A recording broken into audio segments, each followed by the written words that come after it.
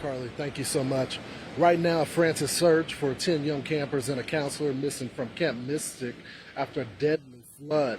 But thanks to one American hero, nearly 200 of them are safe. The DHS Secretary Kristi Noem saying this: Coast Guard rescue swimmer and Petty Officer Scott Ruskan directly saved an astonishing 165 victims in the devastating flooding. This was the first rescue mission of his career, and he was the only triage coordinator at the scene. Petty Officer Scott Ruskan has been kind enough to join us this morning. Brother, thank you so much for your service. I mean, you're an American hero. This is what you signed up for, was to do missions like this. Tell me about the scene. Yeah, of course. So, when we got on scene, we were kind of battling with my crew on the 6553. We were kind of battling some pretty bad weather for maybe 5 to 6 hours before we were able to get on scene. Once we got on scene, we were boots on the ground. We made the decision to leave me there.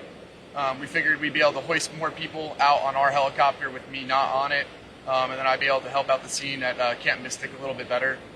Just a lot of people looking very scared, very tired, cold, missing loved ones, probably terrified, honestly. And I was just trying to be a voice of calm and triage these people and get them to safety as soon as we could. Tell me how difficult it was. You know, it's one thing to do triage on an adult, but the majority of the people that you were dealing with were kids, young girls. They were frightened about what had just took place.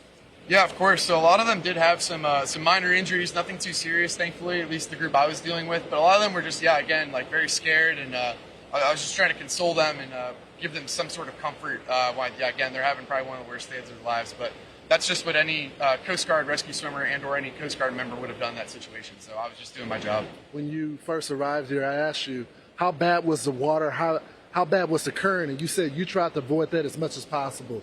Yeah. We kind of briefed as a crew prior about my preference if I wanted to get in the water, if I wanted to wear a wetsuit, a dry suit, whatever it may be. And I kind of advocated for myself and said, hey, I don't want to get in this water right now.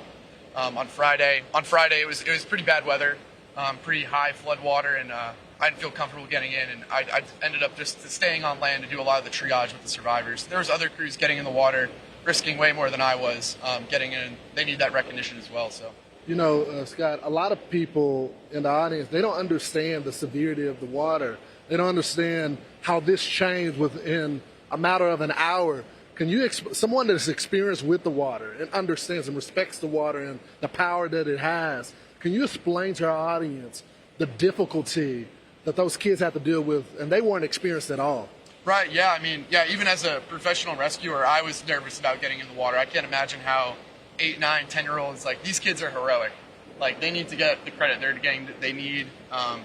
They some of the camp counselors were saving lives before we even got there. So, without those guys, it would be a lot worse situation. It's still very tragic.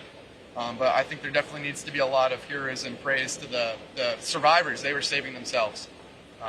Scott, tell me what sticks out to you the most being here. I've covered a lot of school shootings with children there.